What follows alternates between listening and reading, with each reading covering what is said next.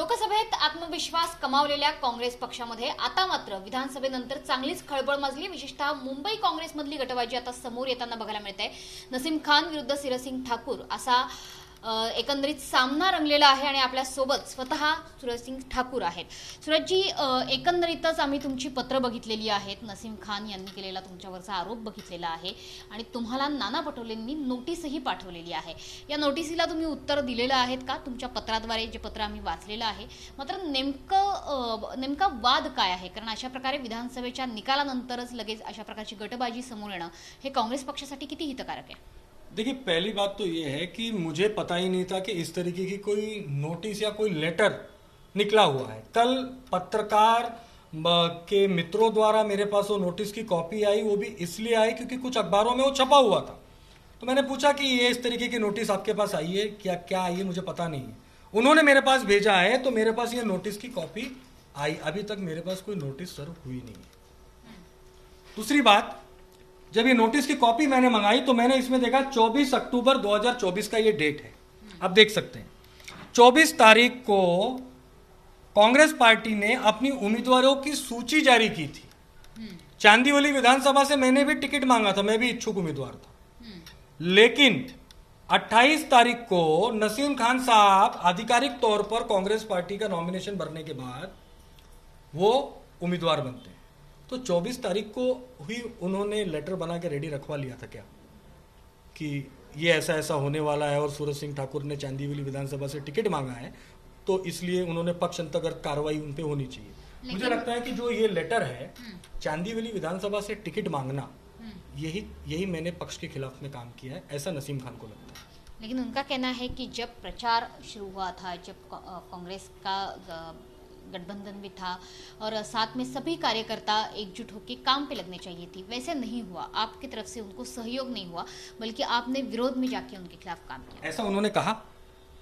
उन्होंने अपने जो उनके आरोप है उसमें उन्होंने कहा, उन्होंने लेटर में ऐसा लिखा हुआ है, ऐसा उन्होंने लिखा है, मेंशन किया है। तो मैं इसके ऊपर आपको जवाब देता हूँ। नसीम खान जी कांग्रेस पार्टी के बहुत बड़े नेता हैं। 6 बार पार्टी ने उनको टिकट दिया, 4 बार वो कांग्रेस के एमएलए बने, कई बार वो मंत्री बने, सीडब्ल्यूसी के वो स्पेशल इन्वेटिव भी हैं। मैं आपको बता देना चाहता हूँ, मैं कांग्रेस पार्टी का एक छोटा सा कार्यकर्ता हूँ। मैं एक हिंदू उत्तर भारतीय समाज से आता हूँ और मैं हिंदू उत्तर भारतीयों के बीच में घूम घूम के काम कर रहा था। जहाँ का इंस्ट्रक्शन मुझे वर्षाताई गायकवाड़ जी से आ रहा था, पार्टी का कहाँ कहाँ कौन सी विधानसभा में मुझे काम करना है। मैंने असलम शेख के लिए काम किया, अमीन पटेल जी के लिए काम किया, मैंने बहुत से उम्मीदवार जो हैं उनके लिए काम किया। असलम भाई का मुझे फ़ोन आया था कि सूरज जी आपको यहाँ जाना है। मैंने कहा असलम भाई मैं जाऊँगा, मुझे बताइए क्या क्या करना है। मैंने सभा मीटिंग सब हम लोग ले रहे थे। जहाँ जहाँ उम्मीदवारों को लगा मेरी ज़रूरत है, मैंने वहाँ पे काम किया।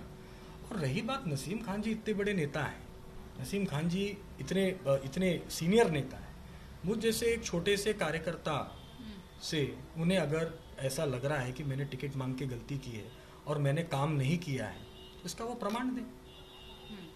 प्रमाण दें, और मैंने भी लेटर लिखा है, जो लेटर आपके पास, देखिए मैंने लेटर वापस मैंने पार्टी को भेजा, अब वहाँ से लेटर वापस मीडिया के पास आता है। तो मैं समझ नहीं पा रहा हूँ कि इसमें ऐसा कौन से लोग हैं जो ये जो पार्टी की इंटरनल बातें मीडिया के बीच में रख रहे हैं। मुझे भी आज आके जो बोलना पड़ रहा है, मजबूरी में बोलना पड़ रहा है, मुझे मेरी बात रखनी है, क्योंकि मीडिया एक ही तरफ का न्यूज़ चला रही है। सूरज सिंह ठाकुर यानी पक्ष अंतर्गत कार्रवाई के लिए यानी हे केला ते केला। भाई मैं यही तो आपको कहना चाह रहा हूं कि मैं तो काम कर रहा था, मैं तो फील्ड में था, मेरी चीज़ों को लेकर तो पार्टी ने अप्रिशिएट किया है। अब मुझे समझ नहीं आ रहा है कि नसीम खान जी जो लेटर लिख के उन्होंने वहां पे कंप्लेन की, वो लेटर की कॉपी मैंने आपको दिखाई। अब मैं आपको दूसरी बात बताता हूँ, मैं यूथ कांग्रेस का प्रदेश अध्यक्ष रहा, मैं एनएसयूआई का प्रदेश अध्यक्ष रहा, कार्य अध्यक्ष रहा यूथ कांग्रेस का, और एआईसीसी का मैं प्रतिनिधि हूँ। ये कांग्रेस पार्टी की जो कॉन्स्टिट्यूशन है ना, हमारी संविधान जो है, उसमें ये लिखा हुआ है, notice can't be serve to AICC member from PCC. मुझे नोटिस सर्व करने का अधिकार सिर्फ एआईसीसी के नेतृत्व को है, तो ये नोटिस ही अवैध है। दूसरी बात यह है कि नसीम खान जी ने अपनी बात रखी, अच्छी बात है।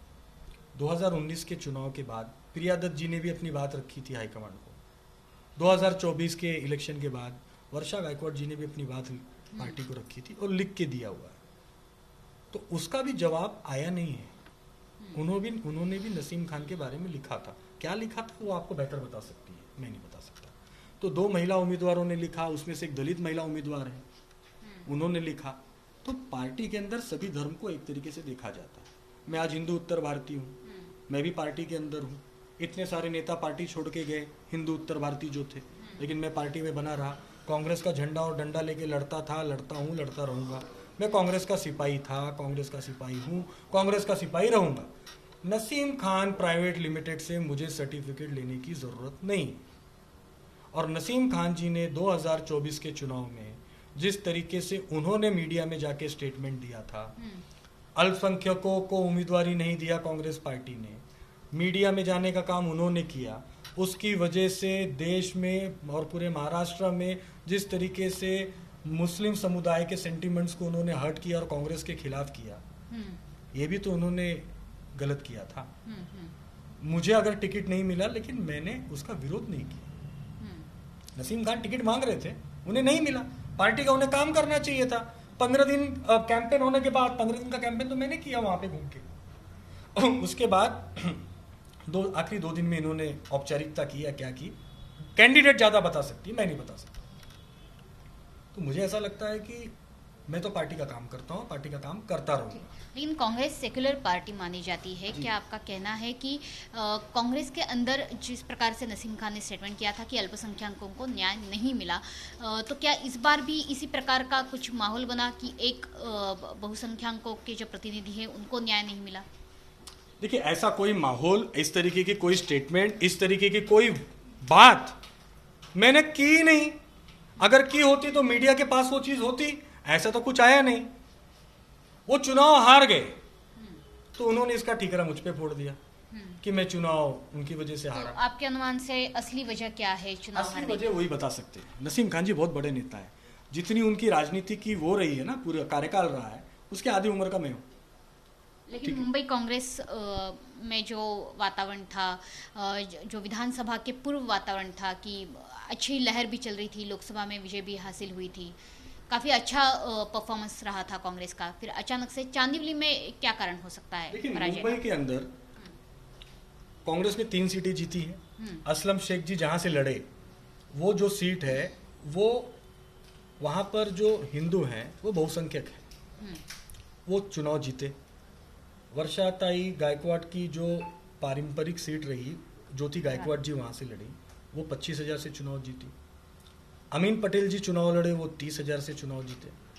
तो ऐसा है, जो ग्राउंड पे रहेगा, जो कार्यकर्ताओं का सम्मान करेगा, जो कार्यकर्ताओं के हित की बात करेगा, जो अपने यहाँ पर नगर सेवक बनाने का काम करेगा, उससे चुनाव कोई हरा नहीं सकता, मुझे ऐसा लगता है। चांदीवली विधानसभा में आज तक के इतिहास के अंदर सिर्फ 2 नगर सेवक बने। एक 92 में नगर सेवक, 99 जब ये एमएलए बने थे उसके पहले से अन्नामलाई थी। तो अन्नामलाई जब नगर सेवक थे 92 से लेके 2012 तक, 2012 में उनकी टिकट काट दी गई, नसीम खान ने काटी। क्यों काटी, मुझे उस पर जाना नहीं। वो अपक्ष लड़े, चुनाव जीत के आए। 2017 में वाजिद कुरैशी यूथ कांग्रेस का साथी था, वो चुनाव लड़ता है, अपनी मेहनत पे जीत के आता है, उसने छोड़ दी, वो जाके एकनाथ शिंदे की सेना ज्वाइन हो गया अभी साल भर पहले, चुनाव विधानसभा लोकसभा से पहले। तो पार्टी में कार्यकर्ताओं का सम्मान और पार्टी के नेतृत्व को ये समझना चाहिए, कार्यकर्ताओं को सम्मान के साथ में कार्यकर्ताओं को उचित स्थान देने का काम करे। मैं चांदीवली विधानसभा में रहता हूँ, असल्फा गांव मेरा क्षेत्र है, उत्तर भारतीय बहुमूल क्षेत्र है। 1,10,000 वहाँ पे वोट जो हैं वो उत्तर भारतीय है।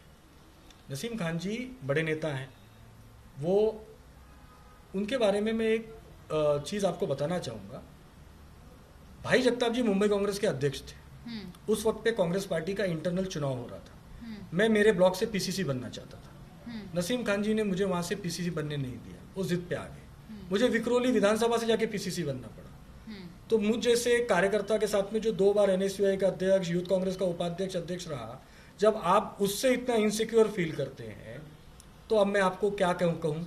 तो मुझे ऐसा लग रहा है कि उन्हें अब ऐसा लग रहा है कि वो 6 बार चुनाव लड़ चुके हैं, 2 बार हार चुके हैं, तो कहीं यहाँ पर कोई नया नेतृत्व खड़ा ना हो जाए, उससे पहले ही इसे रोकने का काम करो। तो इसलिए उन्होंने ये सब चीजें की हुई। अच्छा, तो आपका कहना है कि कार्यकर्ताओं का सम्मान ना करना, ग्राउंड पे ना रहना, ये गलती हुई थी और इसकी वजह से नहीं, ये मैं कहता नहीं हूँ, ये मैं कह नहीं रहा हूँ।